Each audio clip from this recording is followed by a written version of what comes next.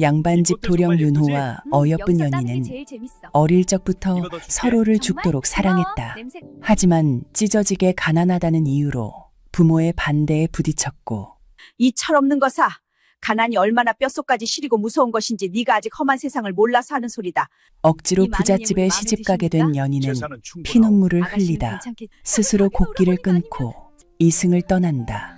연희를 잃은 슬픔에 그의 연인 윤호 역시 곡기를 끊고 같이 저승으로 갔고 저승에서 다시 엎드린 두 사람은 염라대왕에게 저희 두 피가 사람은 나도록 이승에서 진실로 머리를 서로를 깊이 찌으며 의뢰하였으나 다음 너희의 생엔 업보를 부디 논할 부부로 시간이다. 살게 염라대왕이시여, 해달라 이들의 간청했다. 근업을 살펴보소서. 결국 이 문서에 염라대왕의 적힌 시험 아래 상황이 이무생과 심각하오. 정다나 부부로 다시 태어난 두 사람. 전신마비와 도적대의 습격 등 끔찍한 이제 고난 정말 힘이 속에서도 없어요. 서로를 나도 목숨처럼 마찬가지요. 지켜내자 뭔가 지쳤어. 마침내 산더미 같은 금은 보화가 쏟아졌건만 가난할 땐 세상에 목숨 이게 다 걸고 뭐지? 사랑하더니 황금과 보석이 이렇게나 국간이 많이. 차오르자 진짜야. 남편은 요망한 기생에게 이 빠져 다양한 소리가 정말 자신을 좋고요. 살려낸 조강지처를 멀리하게 된다. 인간의 끝없는 탐욕은 이 부부를 과연 어떤 끔찍한 파국으로 끌고 갈 것인가. 세상 사람들은 흔히 부부의 연을 맺으면 검은 머리 팥불이 되도록 서로 아끼고 사랑하며 함께 하겠노라 굳게 다짐을 합니다. 하지만 모진 비바람이 몰아치고 끼니조차 잊기 힘든 고난의 시절을 함께 꿋꿋이 견뎌낸 부부라도 곳간에 재물이 넘쳐나면 그 마음이 하루아침에 변하는 경우가 참으로 많습니다. 어찌하여 가난과 고통은 두 손을 맞잡고 기꺼이 함께 나눌 수 있으면서도 넘치는 부귀영화는 정작 함께 누리지 못하는 것일까요? 정말로 곳간이 가득 차고 배가 부르면 사람의 마음속 가장 깊은 곳에 숨어있던 헛된 욕심이 눈을 가려 조강지처를 헌신짝처럼 버리게 만드는 것일까요? 오늘은 이 참된 사랑과 재물의 덧없음에 대한 옛 이야기 한 토막을 들려드릴까 합니다. 아주 먼 옛날 조선 초기 남도 땅의 어느 평화롭고 산세가 아름다운 마을에 두 가구가 얕은 돌담장을 마주하고 이웃하여 살고 있었습니다. 마을 어귀에는 박씨성을 가진 뼈대는 있으나 살림살이가 몹시 가난한 양반집이 자리 잡고 있었습니다.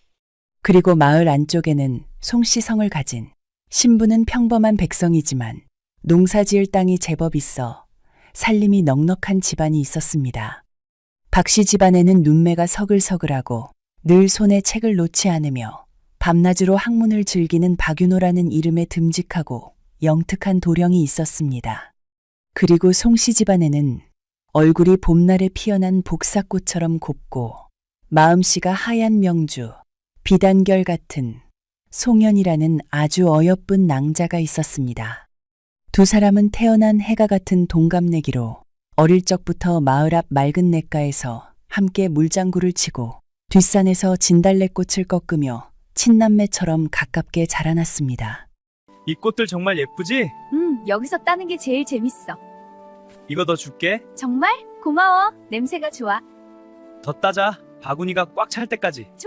봄이 오면 따스한 햇살 아래서 나무를 캐고 가을이 오면 붉게 물든 단풍잎을 주워 서로에게 건네주며 두 사람의 마음속에는 서로를 향한 아주 깊은 정이 서서히 싹트고 있었습니다. 어느덧 흐르는 강물처럼 훌쩍 세월이 지나 두 사람이 어엿한 15살 홍기가 꽉 찬 나이가 되었습니다.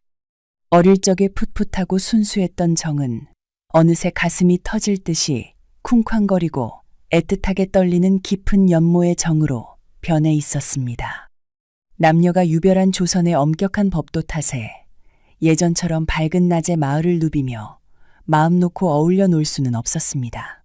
하지만 두 사람은 둥근 달이 밝게 뜨는 밤이면 마을 앞 커다란 당산나무 아래에서 남몰래 만나 서로의 안부를 묻고 애틋한 마음을 나누었습니다.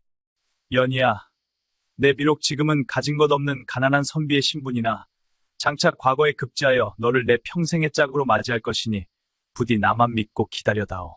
오라버니, 저 역시 오라버니가 아니면 평생 그 누구와도 혼인하지 않고 머리를 깎고 절에 들어가 수절할 것입니다.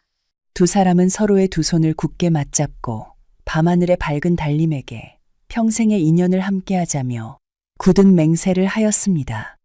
박윤호는 더 이상 가슴속에 벅차오르는 마음을 숨길 수가 없어 자신의 부모님께 엎드려 절하며 송현이를 깊이 연모하고 있으니 제발 혼사를 넣어달라고 간곡히 청했습니다. 박윤호의 부모님 역시 평소 어른들에게 예의 바르고 성품이 싹싹한 송현이를 참하고 지혜로운 며느리감으로 눈여겨보고 있었습니다. 그래서 흔쾌히 고개를 끄덕이며 마을에서 입담 좋기로 소문난 중매쟁이를 불러 송씨 집안에 정식으로 혼담을 넣었습니다. 그러나 뜻밖에도 송현이의 부모님은 박씨 집안의 정성스러운 청혼을 단칼에 매몰차게 거절하고 말았습니다. 송씨 부모의 눈에는 매일 비좁은 방 안에 틀어박혀 헛기침이나 하며 글공부만 하는 박윤호가 그저 찢어지게 가난하고 세상 물정 모르는 헛똑똑이로만 보였던 것입니다. 송씨 부모는 눈에 넣어도 아프지 않을 만큼 곱게 키운 귀한 외동딸을 쌀 한 톨 나오지 않는 가난한 선비에게 시집 보내어 평생 흙먼지를 마시며 고생시키고 싶지가 않았습니다. 때마침 이웃 고을에 사는 아주 부유한 김대감 댁에서 송현이의 뛰어난 미모와 고운 심성을 전해 듣고는 산더미 같은 엽전과 수십 필의 비단을 약속하며 첩실도 아닌 정실 부인으로 혼사를 제안해온 참이었습니다. 김대감 댁은 고을에서 제일 가는 부자로 그 집에 시집만 가면 평생 손에 물 한 방울 묻히지 않고 호강하며 살 수 있는 곳이었습니다. 송현이의 부모는 박씨 집안에서 보낸 중매쟁이를 문전박대하여 소금을 뿌리듯 쫓아내며 돌려보냈습니다. 그리고는 눈앞의 재물에 눈이 멀어 넉 달 뒤에 부자 김대감 댁과 서둘러 혼례를 치르기로 덜컥 굳은 약조를 해버리고 말았습니다. 이 청천벽력 같은 끔찍한 소식을 전해들은 송현이는 억장이 무너져 내리며 참았던 눈물을 펑펑 쏟았고 부모님 앞을 가로막고 무릎을 꿇었습니다. 어머니, 아버지, 저는 박윤호 오라버니가 아니면 차라리 죽어 넣게 될지언정 얼굴도 모르는 다른 사내에게는 절대로 시집가지 않겠습니다. 네가 지금 제정신이냐? 이 불효막심한 것! 이 철없는 것아, 가난이 얼마나 뼛속까지 시리고 무서운 것인지 네가 아직 험한 세상을 몰라서 하는 소리다. 잔말 말고 우리가 시키는 대로 얌전히 혼비나 준비하거라. 부모님은 송현이가 밤을 틈타 야반도주라도 할까 두려워 방문을 밖에서 자물쇠로 굳게 걸어 잠그고 꼼짝도 하지 못하게 가두어 버렸습니다. 하루하루 원치 않는 혼례일이 올가미처럼 다가올수록 좁은 방 안에 갇힌 송현이의 가엾은 마음은 새까맣게 타들어만 갔습니다. 사랑하는 윤호도령의 다정한 목소리와 따뜻한 얼굴이 뜬 눈으로 지새우는 밤마다 눈앞에 아른거려 베개를 흠뻑 적시며 피눈물만 흘렸습니다. 결국 사랑하는 이와 평생을 함께할 수 없다는 깊은 절망과 헤어나올 수 없는 지독한 슬픔에 빠진 송현이는 스스로 곡기를 완전히 끊고 식음을 전폐하고 말았습니다. 마음의 병이 육신을 갉아먹어 뼈만 앙상하게 남은 송현이는 온몸이 불덩이처럼 달아오르는 지독한 열병을 앓기 시작했습니다. 부모님이 그제야 땅을 치고 후회하며 용하다는 의원을 모두 부르고 가장 귀한 산삼을 다려 먹였으나 이미 쇠약해진 몸에는 아무런 소용이 없었습니다. 끝내 송현이는 원치 않는 혼례를 불과 열을 앞둔 어느 비 내리는 캄캄한 밤에 맺지 못한 사랑을 한탄하며 가녀린 숨을 거두고 말았습니다. 뒤늦게 굳게 닫힌 방문을 열고 들어와 싸늘하게 식어버린 불쌍한 딸을 발견한 송씨 부모는 바닥을 뒹굴며 가슴을 쥐어뜯고 통곡했지만 이미 엎질러진 물이었습니다.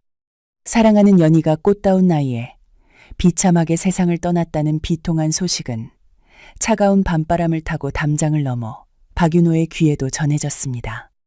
박윤호는 푸른 하늘이 산산조각 나며 무너져 내리는 듯한 끔찍한 충격에 휩싸여 며칠 밤낮을 짐승처럼 울부짖으며 미친 듯이 오열했습니다. 연희야, 네가 없는 이 텅 빈 세상이 나에게 도대체 무슨 의미가 있단 말이냐. 내가 곧 너의 뒤를 따라갈 것이니 어둡고 추운 황천길에서 행여나 외로워하지 말거라. 박윤호는 연희의 무덤을 찾아가 밤새 목 놓아 울며 피 섞인 기침을 토해냈고 마지막으로 늙으신 부모님께 먼저 가는 불효를 용서해달라는 짧고 애통한 글을 남겼습니다. 그리고는 연희를 잃은 깊은 상실감에 가슴을 치며 알아눕더니 스스로 물 한 모금 넘기지 않고 곡기를 끊어 결국 사랑하는 연희의 뒤를 따라 애처롭게 세상을 떠나고 말았습니다. 이승에서 끝내 부부의 연을 맺지 못하고 억울하게 눈을 감은 두 사람의 애절한 혼백은 춥고 어두운 저승으로 가는 험난한 길목에서 마침내 다시 마주치게 되었습니다. 두 혼백은 단번에 서로를 알아보고 부둥켜 안은 채 서러운 피눈물을 흘리며 험악하게 생긴 저승사자들을 따라 염라대왕이 계신 웅장하고 무시무시한 명부전으로 향했습니다. 푸른 불꽃이 무섭게 타오르는 명부전 염라대왕 앞에 납작 엎드린 두 사람은 이승에서의 억울하고 원통한 사연을 낱낱이 고하며 제발 자비를 베풀어 달라고 두 손을 모아 매달렸습니다. 대왕마마! 저희 두 사람은 이승에서 진실로 서로를 깊이 은혜하였으나 부모님의 완강한 반대와 가난이라는 장벽에 부딪혀 끝내 그 뜻을 이루지 못하였습니다. 부디 저희를 불쌍히 여기시어 다음 생에는 기필코 부부의 연을 맺어 한평생 백년 해로할 수 있게 크나큰 은전을 베풀어 주시옵소서. 두 사람의 애달픈 울음소리가 메아리쳐 넓은 명부전을 가득 채우자 가만히 눈을 감고 기구한 사연을 듣고 있던 염라대왕이 무겁고 엄숙하게 입을 열었습니다. 허허, 한낱 인간 남녀 간의 정이라는 것이 대체 무엇이기에 이리도 질기고 독하여 창창한 젊은 목숨까지 스스로 버리게 만든단 말이냐. 너희의 사연은 참으로 딱하고 가여우나 엄격하고 지엄한 저승의 법도상 내 임의로 다음 생의 인연을 함부로 맺어줄 수는 없는 노릇이니라. 하지만 박윤호와 송현이의 혼백은 차가운 명부전 바닥에 엎드린 채 절대 이대로 물러설 수 없다며 이마에서 붉은 피가 나도록 머리를 찌으며 간청했습니다. 대왕마마, 다음 생에는 아무리 가난하고 짐승보다 못한 천한 신분으로 태어나도 좋사오니 제발 저희 두 사람이 부부로 살게만 해주시옵소서. 따뜻한 비단옷을 입지 못하고 차가운 흙을 파먹고 살지언정 서로를 향한 저희의 굳건한 마음은 천년이 지나도 절대 변하지 않을 것입니다. 그때 염라대왕의 곁에 서서 인간들의 수명과 죄를 명부에 기록하던 지혜로운 최판관이 흥미로운 표정으로 앞으로 나섰습니다.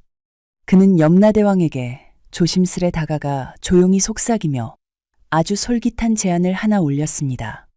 대왕마마, 어리석은 인간들의 사랑이라는 것이 과연 저들의 호언장담처럼 영원불멸한 것인지 이번 기회에 한번 제대로 시험해 보시는 것이 어떠하겠사옵니까?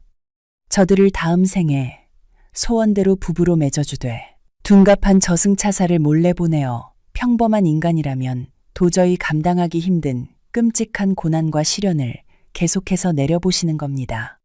과연 그 모진 비바람과 가혹한 풍파 속에서도 저들이 입버릇처럼 말하는 숭고한 사랑이 굳건하게 유지되는지 인간 세상의 정이라는 것에 참된 밑바닥을 확인해 보시지요. 최판관의 기발하고 얄궂은 제안을 들은 염라대왕은 무릎을 탁 치며 호탕하게 웃으시더니 이내 고개를 크게 끄덕이셨습니다. 옳거니 네 말이 참으로 일리가 있구나. 나 역시 저 인간들이 그토록 목을 매는 사랑의 진짜 끈질긴 모습이 궁금하던 참이었다. 염라대왕은 즉시 두 혼백에게 다가가 엄숙하고 천둥같이 위험 있는 목소리로 최종 판결을 내렸습니다.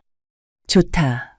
너희들의 그토록 간절한 소원을 특별히 받아들여 다음 생에는 기필코 부부의 연을 맺도록 허락하겠노라.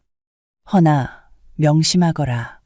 너희가 목숨 걸고 맹세한 그 사랑이 과연 어떤 시련 앞에서도 진실한 것인지 내 저승의 차사들을 시켜 두 눈 부릅뜨고 똑똑히 지켜볼 것이다.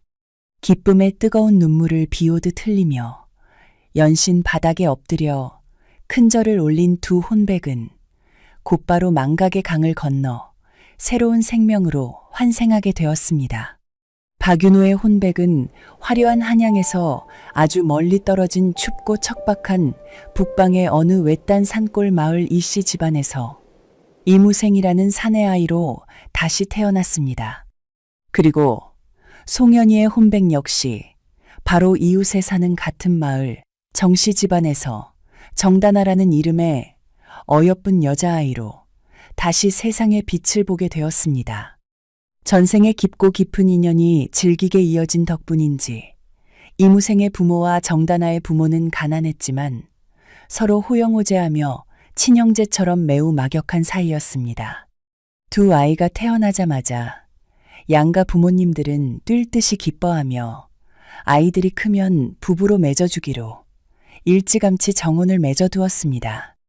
염라대왕의 은밀한 명을 받은 작은 저승차사는 마을의 눈먼 점쟁이 할아비로 교묘하게 둔갑하여 마을 구석 허름한 초가집에 머물기 시작했습니다. 그는 두 사람에게 어떤 험난한 시련이 닥치는지 또 그 시련을 어떻게 이겨내는지 일거수일투족을 낱낱이 감시하여 저승에 낱낱이 보고할 임무를 띠고 있었습니다.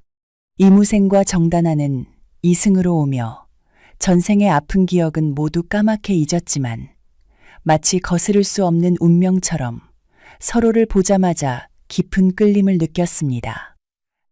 두 사람은 어릴 적부터 감자 한 알도 반으로 나누어 먹으며 그림자처럼 붙어 다녔고 하루가 다르게 정이 깊어갔으며 온 동네가 부러워하는 예쁜 한 쌍으로 자라났습니다. 그리고 마침내 쏜살같이 세월이 흘러 두 사람이 어엿한 16살이 되던 해에 꽃피고 새우는 화창한 어느 봄날이었습니다. 온 마을 사람들의 진심 어린 축복과 환호 속에서 이무생과 정다나는 곱게 연지곤지를 찍고 평생을 기약하는 혼례식을 치르며 드디어 꿈에 그리던 부부의 연을 맺게 되었습니다. 돌고 도는 수많은 생을 거쳐 마침내 애타게 바라던 소원을 이룬 두 사람 앞에는 과연 염라대왕이 내린 어떤 가혹한 운명의 장난이 기다리고 있을까요? 마을 사람들의 진심 어린 축복 속에서 부부의 연을 맺은 이무생과 정다나의 앞날에는 꽃길만 펼쳐질 줄 알았습니다. 하지만 얄궂은 운명의 장난인지 신혼의 단꿈에 젖어 행복한 나날을 보내던 두 사람에게 얼마 지나지 않아 시커먼 먹구름 같은 불행이 들이닥쳤습니다. 마을의 원인을 알 수 없는 무서운 돌림병이 돌아 이무생과 정다나의 양가 부모님이 모두 같은 해에 세상을 떠나고 말았던 것입니다. 슬픔을 추스릴 새도 없이 부모님의 장례를 연달아 치르느라 두 사람은 물려받은 밭대기와 세간살이를 모두 팔아야만 했습니다. 결국 으리으리했던 기와집에서 쫓겨나 다 쓰러져가는 낡은 초가집으로 거처를 옮기게 되었고 하루 한 끼 풀죽조차 끓여먹기 힘든 지독한 가난의 늪에 빠지고 말았습니다. 그럼에도 불구하고 두 사람은 서로의 거친 손을 어루만지며 척박한 땅을 일구었고 가난 속에서도 변함없이 금슬좋게 살아갔습니다. 그런데 어느 날 들에 나가 떼약볕 아래서 밭을 매던 이무생이 갑자기 식은땀을 흘리며 쓰러지더니 이부자리에 알아눕고 말았습니다. 용하다는 의원을 불러 진맥을 해보았으나 병의 원인조차 알 수 없었고 이무생은 손가락 하나 까딱하지 못하는 신세가 되어 꼬박 3년을 누워 지냈습니다. 정다나는 밤낮으로 남의 집 빨래와 바느질을 도맡아 하며 피땀 흘려 번 돈으로 귀한 약재를 구해와 서방님의 입에 정성껏 넣어주었습니다. 이웃에 살던 참견하기 좋아하는 최할멈이 찾아와 정다나의 등을 떠밀며 혀를 끌끌 찼습니다. 짜짜. 젊고 고운 새댁이 어찌 저런 송장 같은 사내 곁에서 평생을 썩이려 드는가. 앞날이 구말리 같은데 차라리 서방을 버리고 새로 시집을 가서 편하게 살 방도를 찾으시게나. 하지만 정다나는 단호한 표정으로 최할멈의 말을 딱 잘라 거절했습니다. 할머님, 그런 섭섭한 말씀은 거두어 주시옵소서. 비록 서방님이 평생 일어나지 못하신다 해도 제 목숨이 붙어 있는 한 서방님을 버리는 일은 결단코 없을 것입니다. 지성이면 감천이라 하였던가요? 정다나의 눈물겨운 지극정성 덕분에 3년 만에 이무생은 기적처럼 병자리를 털고 일어났습니다. 이무생은 자신을 포기하지 않고 살려낸 부인 정다나를 부둥켜 안고 엉엉 울며 평생 은혜를 갚겠노라 다짐했습니다. 그러나 두 사람을 시험하려는 저승차사의 짓궂은 장난은 여기서 끝나지 않았습니다. 이무생이 몸을 회복한 지 얼마 지나지 않아 이번에는 산에 나무를 캐러 갔던 정다나가 발을 헛디뎌 낭떠러지로 굴러 떨어지고 말았습니다. 다행히 목숨은 건졌으나 허리와 다리를 크게 다친 정다나는 그날부터 꼼짝없이 이부자리에 누워 무려 5년이라는 긴 세월을 알아야만 했습니다. 이무생은 부인이 자신에게 해주었던 것처럼 꾸준히를 마다하지 않고 밤낮으로 산에서 나무를 해다 팔아 부인의 약값을 대었습니다. 대소변을 직접 받아내고 욕창이 생기지 않게 밤마다 부인의 몸을 주무르며 한순간도 곁을 떠나지 않았습니다. 이번에도 이웃집 최할멈이 찾아와 이무생을 슬금슬금 부추겼습니다. 사지 멀쩡한 사내가 언제까지 병든 여편네 수발만 들고 살 텐가. 자네도 이제 대를 이어야 할 터이니 아픈 본처는 뒷방에 두고 몸이 성한 젊은 소시를 하나 드리는 것이 어떻겠는가. 그 말을 들은 이무생은 불같이 화를 내며 최할멈을 마당 밖으로 쫓아냈습니다. 내 부인은 내가 병들어 죽어갈 때 자신의 피땀으로 나를 살려낸 은인 중에 은인이요. 내 평생 부인 외에 다른 여인을 품는 일은 하늘이 두 쪽 나도 없을 것이니 다시는 얼씬도 하지 마시오. 놀랍게도 5년의 모진 세월이 흐른 뒤 정다나 역시 이무생의 지극한 사랑에 힘입어 기적적으로 자리에서 툭툭 털고 일어났습니다. 이 소식을 저승에서 전해들은 염라대왕은 무릎을 치며 놀라워하면서도 곁에 있던 최판관에게 더욱 가혹한 시련을 내려보라 명하였습니다. 얼마 후 평화롭던 산골 마을에 칼과 몽둥이를 든 잔악한 도적대가 들이닥쳐 마을을 쑥대밭으로 만들었습니다. 도적들은 이무생 부부의 초가집에 불을 지르고 그나마 남아있던 솥단지와 곡식마저 남김없이 빼앗아 달아났습니다. 하루아침에 잿더미 속에 나앉게 된 두 사람은 당장 비바람을 피할 곳조차 없는 비참한 거지 신세가 되고 말았습니다. 두 사람은 다 해진 옷을 입고 이 마을 저 마을을 떠돌며 문정걸식을 하는 처지가 되었습니다. 찬 이슬을 맞으며 헛간에서 잠을 자고 쉰내 나는 밥 한 덩이를 얻으면 서로의 입에 먼저 넣어주려 양보했습니다. 혹독한 추위 속에서 언손을 입김으로 호우 불어 녹여주며 아무리 배가 고파도 콩 한쪽까지 정확히 반으로 나누어 먹었습니다. 이 모든 끔찍한 고난의 과정을 곁에서 지켜본 저승차사는 즉각 저승으로 돌아가 염라대왕에게 이 놀라운 사실을 낱낱이 보고하였습니다. 사연을 전해들은 염라대왕은 깊은 탄식을 내뱉으며 감동의 눈물을 훔쳤습니다. 참으로 놀랍고 위대하도다. 인간 세상의 사랑이라는 것이 이토록 단단하고 아름다울 수 있단 말이냐. 염라대왕은 즉시 두 사람에 대한 시험을 멈추고 그들의 굳건한 사랑에 대한 보상으로 어마어마한 복을 내려주기로 결심했습니다. 그날 밤 이무생의 꿈속에 백발이 성성한 산신령으로 변장한 저승차사가 나타나 깊은 산속 으슥한 동굴의 위치를 알려주었습니다. 다음 날 아침 일찍 산에 오른 부부는 동굴 안쪽에서 옛날 사람들이 숨겨놓은 엄청난 금은보화가 산더미처럼 쌓여 있는 것을 발견하고 너무 놀라 입을 다물지 못했습니다. 부부는 그 보물들을 수레에 실어와 고래등 같은 기와집을 짓고 끝이 보이지 않는 드넓은 논밭을 사들여 단숨에 조선 최고의 큰 부자가 되었습니다. 이제 더 이상 배를 고를 일도 아파서 누워있을 일도 없이 수많은 노비들의 시중을 받으며 호화롭고 평안한 나날을 보내게 된 것입니다. 하지만 고생 끝에 낙이 온다는 말도 부귀영화가 가져다주는 달콤한 독 앞에서는 무용지물이었던 것일까요? 돈이 창고에 주체할 수 없이 쌓이고 매일 고기 반찬에 배가 부르자 이무생의 마음속에 조금씩 헛된 욕심과 권태로움이 싹트기 시작했습니다. 가난할 때는 부인의 주름진 손만 잡아도 세상을 다 가진 듯 행복했지만 부자가 되니 조강지처의 거친 손과 늙어가는 얼굴이 왠지 모르게 부끄럽고 실증이 났습니다.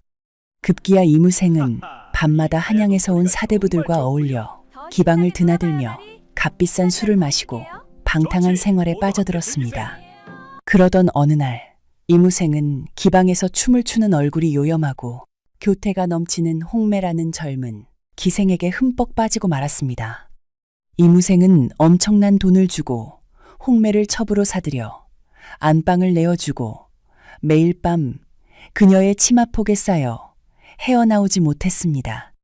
영악하고 탐욕스러운 홍매는 이무생의 혼을 쏙 빼놓으며 본처인 정다나를 집안에서 내쫓고 자신이 정실부인 자리를 꿰차려 온갖 이간질을 일삼았습니다. 결국 재물과 젊은 여색에 눈이 완전히 멀어버린 이무생은 그 모진 세월을 함께 견딘 조강지처 정다나를 향해 차갑게 소리쳤습니다. 이제 당신의 궁상맞은 얼굴만 봐도 옛날에 지긋지긋한 가난이 떠올라 숨이 막힐 지경이요. 재산은 넉넉히 떼어줄 터이니 이만 내 집에서 나가 남남으로 갈라서도록 합시다. 평생을 바쳐 사랑했던 서방님의 배신에 가슴이 갈기갈기 찢어진 정다나는 하염없이 눈물을 흘렸습니다. 돈이 무엇이길래 그 험난한 고개도 손잡고 넘었던 서방님의 고운 마음을, 서방님의 마음이 이미 떠났다면 재물 따위는 한 푼도 필요 없으니 미련 없이 떠나겠습니다. 정다나는 짐 하나 챙기지 않은 채 호련히 집을 나서며 쓸쓸히 발걸음을 돌렸습니다. 이 끔찍한 배신의 현장을 지켜본 저승차사는 기겁을 하며 쏜살같이 저승으로 달려가 염라대왕에게 사실을 고했습니다. 염라대왕과 최판관은 보고를 듣고는 큰 충격에 빠져 말문이 막히고 말았습니다. 염라대왕이 수염을 파르르 떨며 크게 탄식했습니다. 오호 통제라. 어찌하여 저 미련한 인간들은 뼈를 깎는 가난과 병만은 함께 극복하면서도 넘치는 부귀영화는 함께 나누지 못한단 말이냐. 최판관이 고개를 내저으며 대답했습니다. 고난의 시절에는 오직 서로만 의지하면 되지만 부유해지니 주변의 화려한 유혹과 욕심이 눈을 가려 본성을 잃게 만드는 것인가 보옵니다. 염라대왕은 인간의 간사함과 재물의 무서운 독성에 불같이 대노하여 명부전이 떠나가라 호통을 쳤습니다. 배은 망덕하고 어리석은 놈, 당장 벼락을 내려 저놈의 더러운 재산을 모조리 재로 만들어 버려라. 그날 밤 맑았던 하늘에 갑자기 먹구름이 몰려오더니 찢어질 듯한 천둥소리와 함께 이무생의 으리으리한 기와집 지붕 위로 시뻘건 벼락이 내리쳤습니다. 순식간에 치솟은 무서운 불길은 밤새도록 타오르며 이무생의 모든 집과 재물, 명주 비단을 한 줌의 재로 만들어 버렸습니다. 요사스러운 기생 홍매는 재산이 불타는 것을 보자마자 뒤도 돌아보지 않고 도망쳐 버렸습니다. 하루아침에 다시 빈털터리가 된 이무생은 그제야 자신이 무슨 짓을 저질렀는지 깨닫고 잿더미 주저앉아 땅을 치며 피눈물을 흘렸지만 이미 사랑하는 부인도 재물도 모두 떠난 뒤였습니다. 결국 저승사자에게 혼백이 끌려간 이무생은 은혜를 저버린 죄로 다음 생에는 눈과 귀가 멀어 평생 캄캄한 어둠 속에서 구걸해야 하는 끔찍한 벌을 받게 되었습니다. 이야기를 듣고 계시는 구독자님들, 참으로 많은 생각이 드시지요. 세상을 살다 보면 돈이 많아야 행복할 것 같지만 가만히 돌이켜보면 쌀독이 바닥을 드러내도 서로의 손을 맞잡고 등 토닥이며 이겨냈던 그 젊은 날의 고생스런 시절이 어쩌면 가장 진실하고 눈물겨운 사랑의 순간이었을지도 모릅니다. 진정한 부귀영화란 창고에 쌓인 금은 보화가 아니라 늙고 병들어도 변함없이 내 곁을 지켜주는 다정한 짝꿍의 주름진 손을 잡고 마주보며 웃을 수 있는 소박한 일상에 있는 것이 아닐까요? 아무리 곳간이 넘쳐도 사랑하는 이의 진심을 잃는다면 그것은 텅 빈 폐가와 다름없습니다.